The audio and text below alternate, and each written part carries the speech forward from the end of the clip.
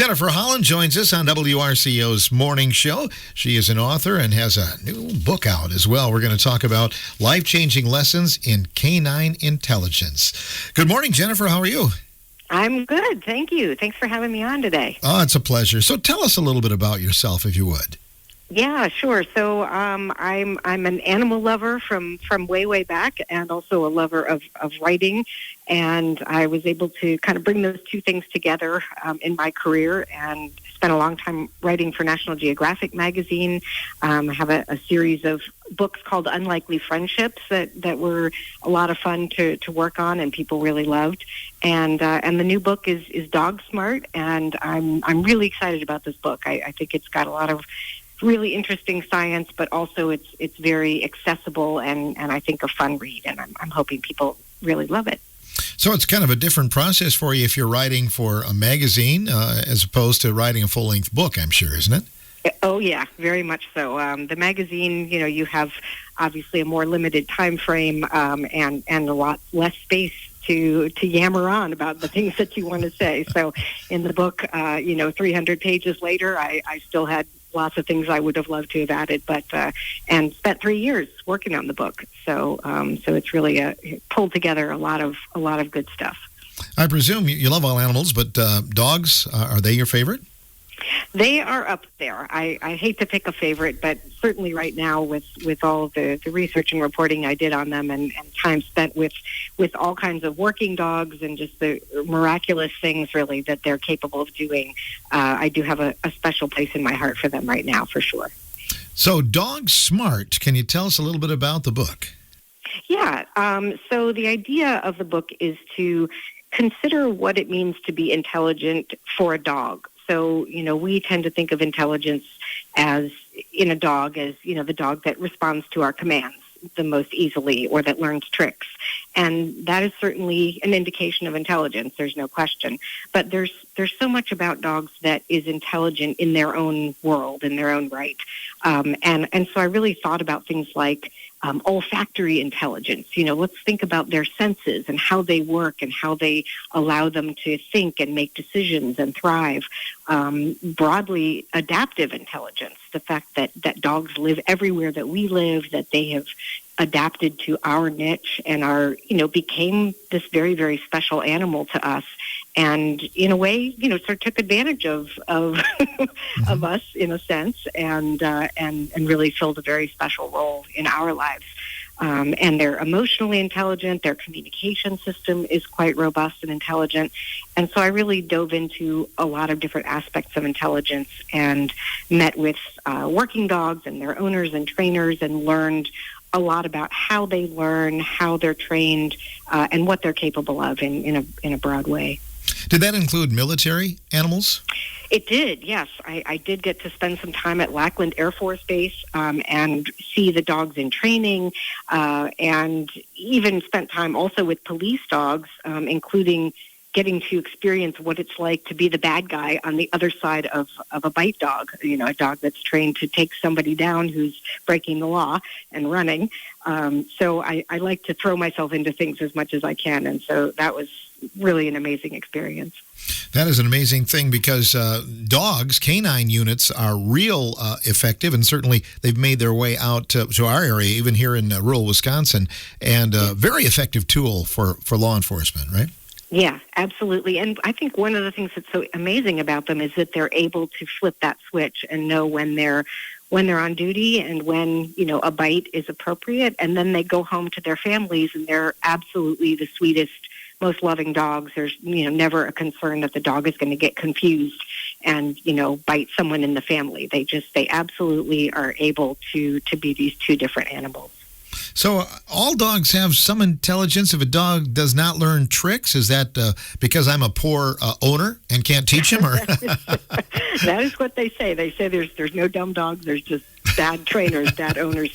I think every dog has their skill set, and some are certainly more committed to learning tasks. And for example, border collies. Everyone thinks of them as being super intelligent, and they are. They can learn many words for things. They're so committed. They want to work, and they want to do things right, and they want to please us.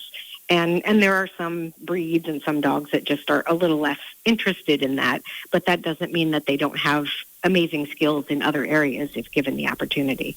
What about comfort animals? Yeah, they're really special. I include them in the kind of emotional intelligence section of the book, and really thinking about some dogs really just do have an amazing ability to read us and to kind of know what to do, and comfort dogs, they do get training to do the things that they do to comfort people, but there's also something innate there that I think anyone who's worked with them will tell you, that they just have a certain sense of, what somebody's emotions are and how to respond to them. And that's why they're so effective in so many situations, whether visiting people in a hospital or working with kids who are, stuck in the court system and are going through something very stressful, to, emergency situations where, there's been a disaster and people just need comfort to get through it. So they're really, I think, particularly special. Can you let us in on any stories that you perhaps experienced firsthand while you were researching the book, Jennifer? Yeah. One thing that I did that was really, really neat was to spend time with at the Seeing Eye in New Jersey, which is one of the premier training centers for seeing eye dogs, for guide dogs for the blind.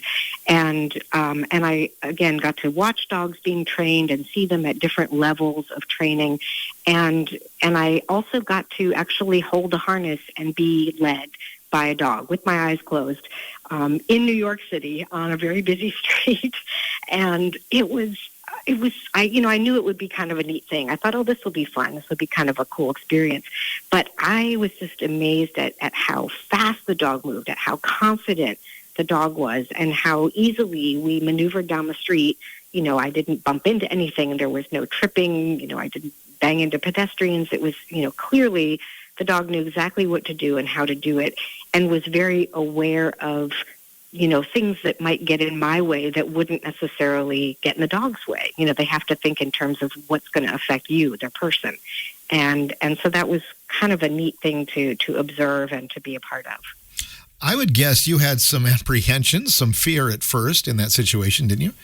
A little bit. It's hard to give up your main sense, and certainly we use our eyes as humans. Most of us use our eyes as our primary way of experiencing the world, and so to hand that off and to put your faith in this animal is a little bit difficult. But once you do, you realize, again, just how amazing they are at knowing what to do. How many books have you written, Jennifer? This is the fifth book. The first four were all part of the Unlikely Friendships series. There was Unlikely Friendships, Unlikely Loves, Unlikely Heroes, and then a book that was the dogs edition of Unlikely Friendships, just kind of pulling together the dog stories. And so this is the first book that's kind of a more, it's a little more heavy duty. It's got a lot of content, a lot of science, a lot of stories. It's really a mix of all the things that I love. And I'm just really excited about it being out there. Man's best friend, that's been the case for going back probably to the caveman era, hasn't it? Absolutely. Thousands of years they've been filling that role. Isn't that amazing? Anything else you wanted to add about dogs or your experience when you're putting the book together, Jennifer? I think just, another aspect of the book is sort of suggesting ways that we can be better owners and appreciate dogs for their dogness, so to speak, and different things that we can do as their owners to let them be, as dog-like as possible, letting them sniff, letting them roll, letting them kind of do the things that they naturally want to do, because so much of their life is consumed by doing things for us and living under our rules. And so as much as possible, I sort of feel like they're going to live their best life if we can appreciate what is it like to be a dog and let them sort of have a little bit of that back. So give them a little bit of dog moments, and they're not necessarily going to revert back to not being trained and things like that. Exactly. And they might actually be trained better because they're going to be happier, healthier dogs if they're, not so constrained all the time. Can you see yourself writing another book about dogs? I'm not sure. I may move on to another animal since I love so many of them, but there is a lot to say about dogs, and I really, the working dogs I met from all different, aspects of our lives were remarkable, and you could write a book on any one of those. So it could happen. So do you have plans for the next book yet or not? Still thinking about it. Yeah, just sort of glowing basking in the glow of having finished this one after 3 years.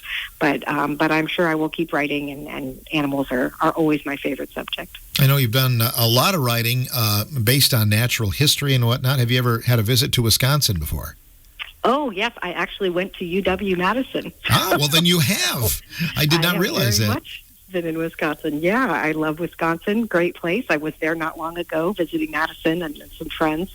So I'm a fan, definitely a fan. Sure. Go Badgers. Right, exactly. What part of the state has been your favorite in your travels then? But, I think I have a special love for Madison, I have to say. But, it is really a beautiful state. I think it's underappreciated for its natural beauty, and it's just always a pleasure to go back. I think sometimes when we live around here, we kind of take things for granted, when you drive by it every day. For sure. But I don't know if I can handle that cold anymore. I used to not mind it so much, but not so much anymore. Yeah, it could be a strong winter. You never know. That's for sure. How can people get a hold of your works, Jennifer, that like to do so? Yeah, so Dog Smart is, should be available on all the online retailers. Hopefully the bookstores, the regular bookstores also carry it, and you can always ask them to order it. And then I have a website, jenniferhollandwriter.com. You can link from there. And I'm also on Instagram now. Dog Smart Book Author is my handle, and I would love for people to follow. I'm kind of new to Instagram, so check it out, and please follow me for more great pictures and stories. I'm thinking after we read Dog Smart, we're going to have more of an appreciation for our dog, aren't we? I think so. And a lot of people have told me that. People who have read it said that it changed, even just in small ways, it changed some things about how they respond to their dog. People said, when I walk my dog, I'm more patient than I used to be. I give them time to sniff around and to really experience things as they naturally would. And that's very rewarding for me to hear. Well, the holidays are coming up. I think it would make a great gift for a dog lover, wouldn't it? Absolutely. I agree. Please send copies to everyone you know who loves dogs. Oh, man. Well, nice to speak with you over the phone here today, Jennifer, and good luck to you in the future. Thank you. Thanks for having me. You're welcome. That's Jennifer Holland joining us. Dog Smart, life-changing lessons in canine intelligence. We're pleased to talk about it on today's morning show.